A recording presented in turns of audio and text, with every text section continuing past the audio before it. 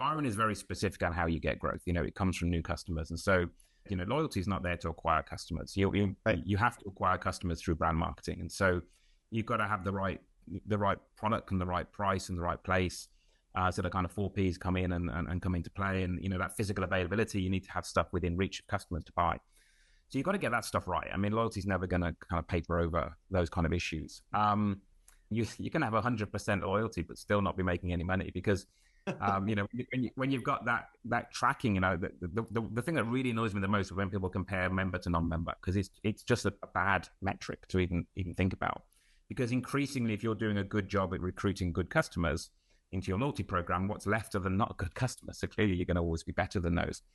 So I always take those kind of numbers with a pinch of salt in the sense of what you're looking to do. What penetration gives you, though, is it gives you visibility of data.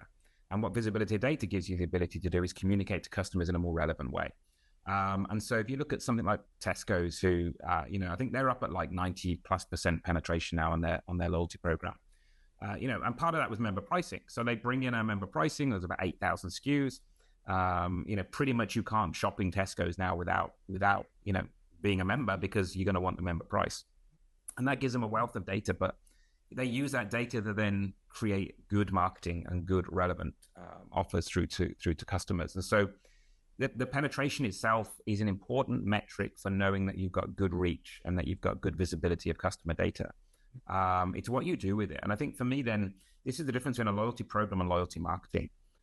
You run a loyalty program, the mechanics of a loyalty program, points, prizes, that kind of stuff. It's a cost of getting data. That's why you run a loyalty program.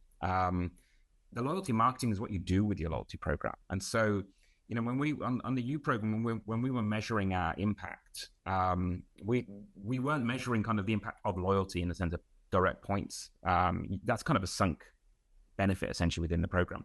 We were measuring our ability to move the customer. And so it's really our direct marketing. So using things like a fallow group, a holdout group of customers that you hold out for, say, 12 months, we were measuring ourselves against that group of people. And so it's an active marketing program where you're using the data and you're using your direct marketing capabilities across all channels, and including personalized. Because, when you've got an app, I can't stop the fallow customer opening the app, but I don't need to personalize. So that's where you switch off things like AI, you switch off personalization, and you start to see the gap.